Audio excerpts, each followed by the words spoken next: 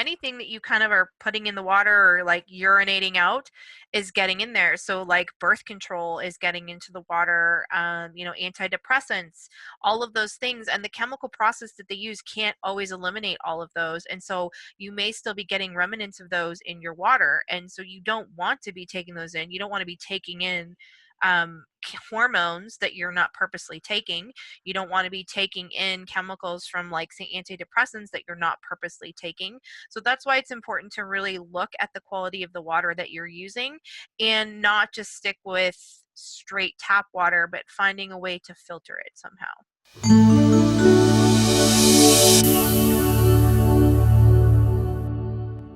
Hey everybody, welcome back to Fab Fertile TV. I'm Sarah Clark. And I am Brandy Bosco.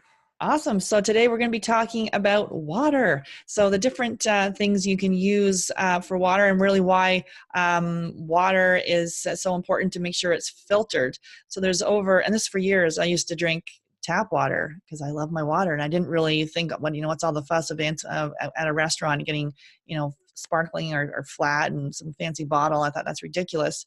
Now I've become one of those high maintenance people, but because there's over 300 chemicals in water with chlorine, fluoride, heavy metals, whole sorts of other things that impact your health. And a lot of them actually are impacting your thyroid and your fertility. So Brandy, what's your take? Well, the biggest one is fluoride. This one's a controversial one. They initially put fluoride in the water because of the incidence of dental cavities. But the problem with the fluoride and the amount that's going in the water is that fluoride is a chemical that binds to different receptors in the body. So it'll bind to the receptors for where magnesium might be used, making it difficult for you to use magnesium. It binds to thyroid receptors. It can bind to estrogen receptors. So it's one of those things that you don't want to have high levels in. And unfortunately, in most municipalities, there's fluoride in the water because it acts not only as something that they think is important, but it acts as a bit of a disinfectant. And they usually use that in combination with chlorine to disinfect the water and the water's waste stations. And those can definitely cause issues. Yeah, and you can actually go to the environmental working group, so ewg.org, and they do have a list. I think it's just for the US, where they list the water, and you can see exactly what is in your city water. And some places actually are okay, others not so much. Yeah, another thing to think about too is that anything that you kind of are putting in the water or like urinating out is getting in there. So like birth control is getting into the water, antidepressants, all of those things. And the chemical process that they use can't always eliminate all of those. And so you may still be getting remnants of those in your water. And so you don't want to be taking those in. You don't want to be taking in hormones that you're not purposely taking. You don't want to be taking in chemicals from like say antidepressants that you're not purposely taking. So that's why it's important to really look at the quality of the water that you're using and not just stick with straight tap water, but finding a way to filter it somehow. Yeah, and there's lots of different filtration devices on the market, from super inexpensive to very expensive. So we're just kind of run down a few of them for you. So a lot of times when you think about filtering water, the first one that comes to mind is the Brita, and that's not a bad one to start with, but it doesn't get rid of all the different toxins. Yeah, so it's a carbon filter, and it will filter out some things, but it doesn't filter out things like chlorine, fluoride, some of the heavy metals that could be in water that what you'll get from the pipes being used to deliver the water to your home. So it's a decent option, and it's on the low end for budget wise, but it doesn't get rid of anything. And if you have to start somewhere, definitely Brita filtered water is going to be better than tap water.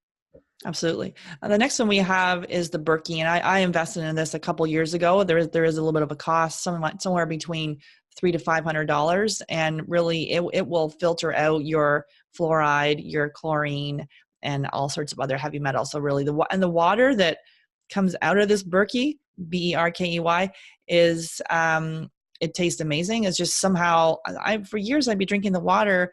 And I'm like, how come when I drink water, I feel like that dryness? It wasn't even, quenching my thirst. Whereas when it's filtered water and taking all those different chemicals out of it, it just is very hydrating.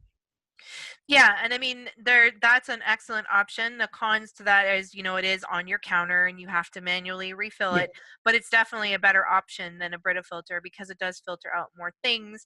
And the filters in the Berkey tend to last longer than a Brita filter, so you don't have to change them as often. So that's a plus to it. Yeah. Awesome. And another one is the charcoal stick filter. Yeah, so the charcoal stick filter, that is going to be better than a Brita filter. That you can, it'll filter out more things than a Brita, so that is an option. I believe there's some where you can like put them in your water bottle, or you can Mhm. have them in a pitcher on your counter. So again, it's a cheaper option, but it's better than tap water. And then the reverse osmosis, which can be a sort of a costly investment, but maybe a worthwhile investment. Yeah, so I mean that one is a good investment, especially in the area if you have a lot of like hard water with mineral deposits that's going to be wearing on things like your hot water tank and your washing machine and dishwasher.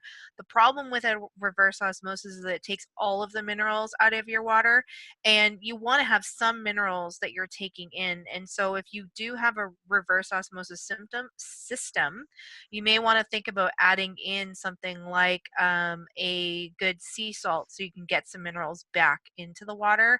One of the other cons that has been known with reverse osmosis, it can be a little bit wasteful of the water. It kind of wastes some of the water as it's going through the filtration process. So again, the impact on the environment may not be what you want, but it is definitely a good option if you can afford it. And then another one is a solid block carbon filter. Yeah, so that is one that I think a lot of higher end people like Dr. Mercola and people like that really recommend. So that one's similar, but it doesn't take out all of the minerals. So the water is still going to have minerals in it, which is really important. And it is going to do a very good job of getting rid of things like chlorine, fluoride, birth control, VOCs, all of those things. So that one could be a good option as well. Yeah, and really, at the end of the day, we want you to make sure you drink enough water. So for years, really was probably only having a couple of glasses of water a day. I think we all know we need our 8 glasses of water, and basically depending on your weight and kind of your size, it'll depending you may need more or less, but an average of 8. And because really, it's important for the sperm to get to the egg. Mhm. You need to have it helps with cervical mucus, so it's really important to stay hydrated and really. Even just having a glass of water, but by your side, it's usually it's kind of bad now, but I don't leave the house without my stainless steel water bottle and always have water around me because the more you drink it, the more you actually crave it.